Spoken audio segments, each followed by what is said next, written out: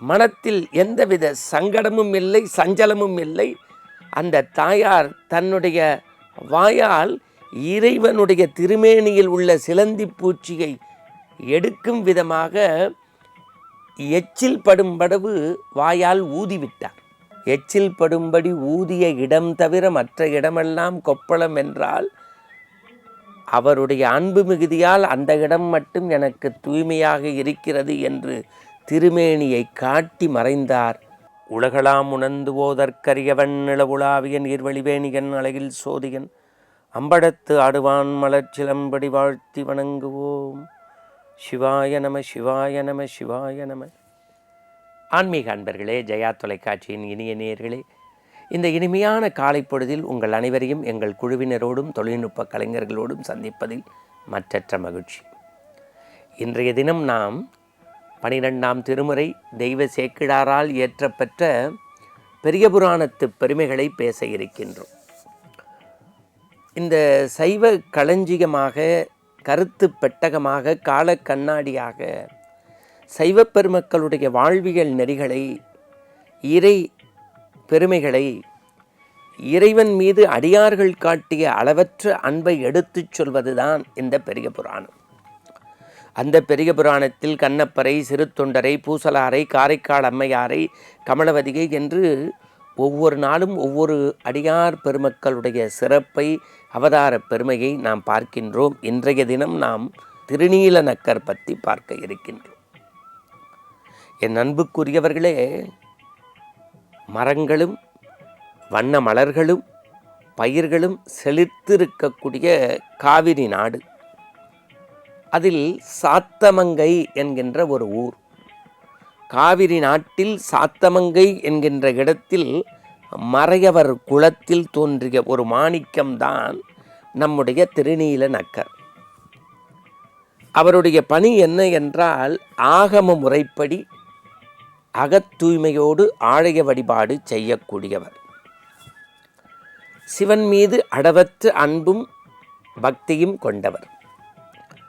ஒரு திருவாதிரை நன்னாளில் பூசை பொருட்களையெல்லாம் எடுத்துக்கொண்டு அயவந்தி என்கின்ற இடத்தில், எங்கே திருவாதிரை நன்னாளில் பூசை பொருட்களையெல்லாம் எடுத்துக்கொண்டு அயவந்தி என்கின்ற இடத்தில் எல்லாம் வல்ல வானாகி மண்ணாகி வழியாகி ஒளியாகி நாம் சொல்லக்கூடிய எம்பெருமானாகிய சிவபெருமானுக்கு அபிஷேக ஆராதனை செய்து பூஜை பொருட்கள் வைத்து கண்மூடி இறைவனை தியானிக்கின்றார். யாரோடு?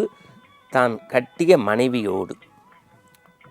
இந்த கண்மூடி இறைவனை தியாசிக்கின்ற அந்த நேரத்திலே, தன்னை மெய்மறந்து இருக்கக்கூடிய அந்த வேளையிலே சிவமந்திரத்தை உச்சரிக்கின்ற போது இறைவனுடைய திருமேனி மீது, எங்கே எம்பெருமான் உலகத்திற் பரம்பொருள் அவன் இன்றி ஓரணுவும் அசையாது என்கின்ற சிவனுடைய திருமேனி மீது ஒரு சிலந்தி பூச்சி மேலே வந்து அமர்ந்து விட்டது. இந்த கண்மூடி இறைவனை வணங்கிய திருநீல நக்கர் கண்மூடி இறைவனை வணங்கி கொண்டிருக்கிறார். திருநீல நக்கருடைய மனைவியார் தாயன்பு மிகுதியால், எப்படி ஒரு குழந்தைக்கு துன்பம் வந்தால், துயரம் வந்தால் தாய் துடித்து விடுவாளோ, அதுபோல எந்தவித சங்கடமும் இல்லாமல் உடனடியாக, மனத்தில் எந்தவித சங்கடமும் இல்லை, சஞ்சலமும் இல்லை, அந்த தாயார் தன்னுடைய வாயால் இறைவனுடைய திருமேனியில் உள்ள சிலந்தி பூச்சியை எடுக்கும் விதமாக எச்சில் படும்படவு வாயால் ஊதிவிட்டார். இந்த சம்பவத்தை கண் திறந்து பார்த்த திருநீல நக்கர் துடித்து விட்டார், மனம் குமரி விட்டார். உலகத்தின் பரம்பொருள் எம்பெருமான் திருமீது என் மனைவியினுடைய எம்பெருமான் திருமேனியில் எச்சல் படலாமா என்று துடிதுடித்து மனைவியை திருக்கோயிலிலே விட்டுவிட்டு இல்லம் திரும்பிவிட்டார். காரணம், இனி உன்னுடன் இணைந்து வாழ முடியாது என்று. சோதனை வரலாம், ஆனால் இப்பேற்பட்ட ஒரு சோதனை பெண்ணுக்கு வரலாமா?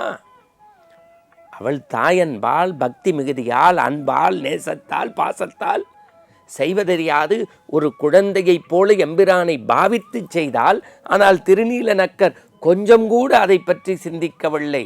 இறைவன் திருமீது என் மனைவியினுடைய எச்சில் படலாமாய், இன்று முதல் நான் உன்னுடன் இணைந்து வாழமாட்டேன் என்று துறந்து விட்டு வருகின்றார். நள்ளிரவு நேரம் இறைவன் கனவிலே தோன்றுகின்றார். தன்னுடைய திருமேனியை காட்டுகின்றார். உடம்பு முழுக்க கொப்பளமா அப்படியே இருக்கு. திருநீல நக்கரே, உன் துணைவியார் என் மீது எச்சில் படும்படி ஊதிய இடம் தவிர மற்ற இடமெல்லாம் கொப்பளம் என்றால், அவருடைய அன்பு மிகுதியால் அந்த இடம் மட்டும் எனக்கு தூய்மையாக இருக்கிறது என்று திருமேனியை காட்டி மறைந்தார்.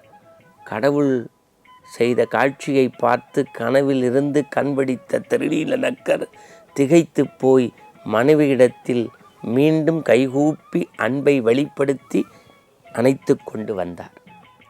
நீங்கள் மறை திரு ஐயா ஆசாஞா அவர்களுடைய பெரிய புராண விளக்க புத்தகத்தை படித்தால்தான் இதுபோன்ற நாயன்மார்களுடைய கதையும் சமய வழிபாடும் ஆலய வழிபாடும் நம்முடைய சைவத்தினுடைய பெருமையும் சமயம் எப்படி சமுதாயத்தை தாங்கியிருக்கிறது என்கின்ற கதைகளையும் திருநீல நக்கர் வாயிலாக அன்பொழிக நாம் கேட்க முடியும். எனவே ஆனந்தம் நிலைத்து நிற்க வேண்டுமென்றால் இறைவனை அன்பால் அடைவதற்கான ஒரு எளிய நூல் பெரிய புராணம் படிப்பதும் கேட்பதும் ஆனந்தம். மீண்டும் நாளை சந்திப்போம். நன்றி.